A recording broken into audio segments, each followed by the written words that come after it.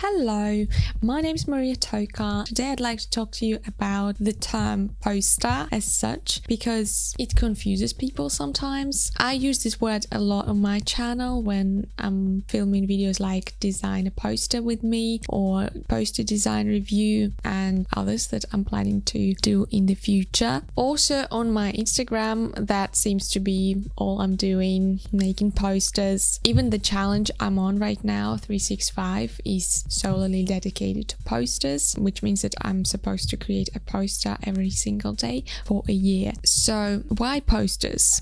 And sometimes people don't understand what exactly that is and what purpose it serves today. When we hear the word poster, we probably imagine something like this, like an image printed on a piece of paper and you see it somewhere on the underground, and it usually advertises something like food or a new upcoming movie. Other people, especially those ones who are at least a little bit familiar with design community on Instagram, may think of a poster as sort of a trendy buzzword for just a random piece of graphic design without any particular goal, which is usually made just for the sake of making content and putting it out on Instagram because, algorithm. I mean, they are not wrong, but the meaning of a poster is so much broader than that, and I'd like to dive deeper into that. Let's rewind to the past when it was first invented, and don't worry, I'm not going to bore you with the history lecture about the poster, but I would just like to briefly explain to you how it originated.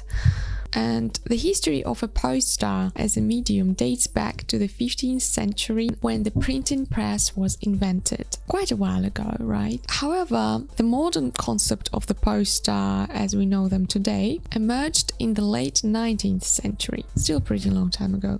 And it all happened due to the development of lithography, a printing process that allowed for a mass production of colorful images. Artists and advertisers got together and began using posters to promote events, products, and political campaigns. And we can thank French artists like Henri de Toulouse-Lautrec, Jules Chauret, Edouard Manet, and others for popularizing posters, because in the late 19th century, Paris became a significant hub for developing posters as a medium. So basically, that's how it all started. Then poster art has been developing with the advancements of print technology and design. Posters became a powerful means of communication, art, and advertising. Over time, various types of posters appeared, such as movie posters, event posters, travel posters, music posters, product posters, sports posters,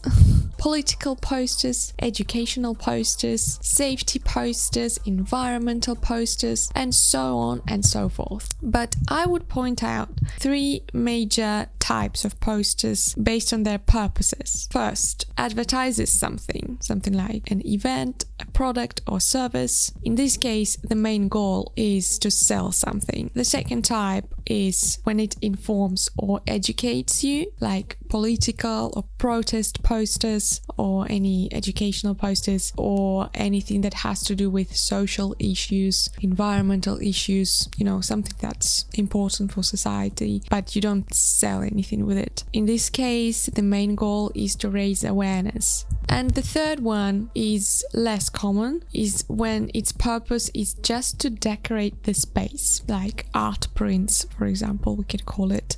And you may think they're not that necessary, but they're definitely not useless. They can motivate people or calm them down, for example. And all of these that I just described are posters in its traditional sense. So a poster used to be only that. Because you may say, but who cares?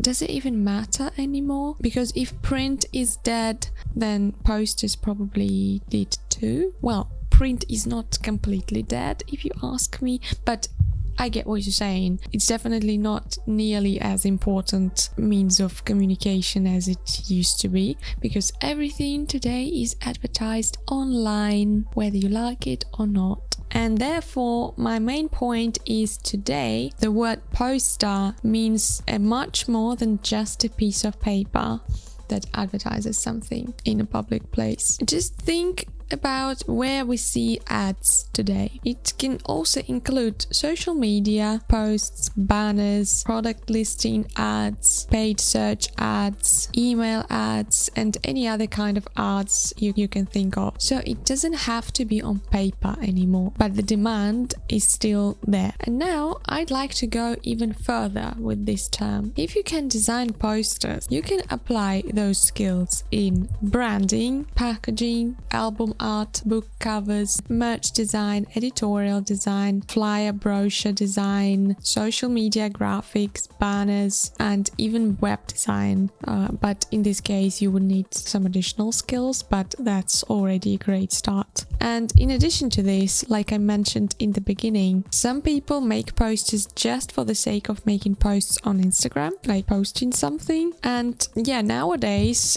aside from its practical purposes, poster has become some sort of creative laboratory, a perfect place to experiment and go crazy with your ideas. This is a great medium to actually grow as a designer because it gives you an absolute freedom to experiment. So yeah, I would say this is one of the best mediums to practice your design skills and to use it for your personal projects to include in your portfolio in order to showcase your full potential, how far you can go with your design ideas. And for those of you who are skeptical about anything that doesn't bring money, I'm gonna reveal the biggest secret. It's actually possible to make a living on just making posters. Yes, and no, they don't have to be boring and corporate for you to get paid. And this is pretty much what I do. Well, also some content creation, but mostly I would say posters. And if you don't want to do specifically posters, you can always go for a niche that's close to it from the ones that I listed earlier. There are a lot more opportunities and ways to monetize your design skills than just chasing clients and